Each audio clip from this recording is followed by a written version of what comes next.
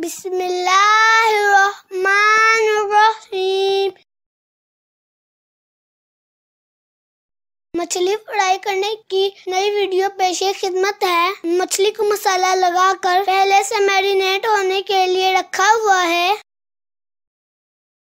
Cooking oil को चूल्हे पर गरम होने को रख छोड़ा था। जैसे ही ऑयल गरम हो जाए तो मसाला से मैरिनेट की गई मछली को फ्राई करने के लिए पैन में डाल देते हैं।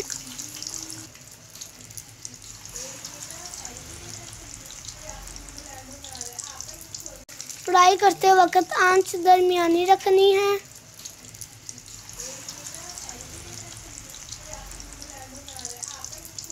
मसाला लगाने का तरीका पहले से शेयर की गई वीडियो में देखा जा सकता है। लिंक आई बटन और डिस्क्रिप्शन में दिया गया है, जरूर देखें।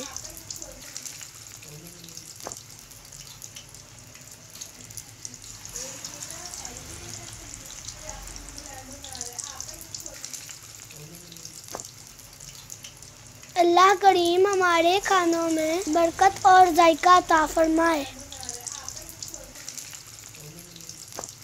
अगर ये वीडियो अच्छी लगे तो लाइक करें, शेयर करें, अच्छा सा कमेंट करें और नए आने वाले इस चैनल को सब्सक्राइब करें। बेल आइकन पर क्लिक करें ताकि हर नई वीडियो की नोटिफिकेशन आप तक आसानी पहुंच सके। शुक्रिया।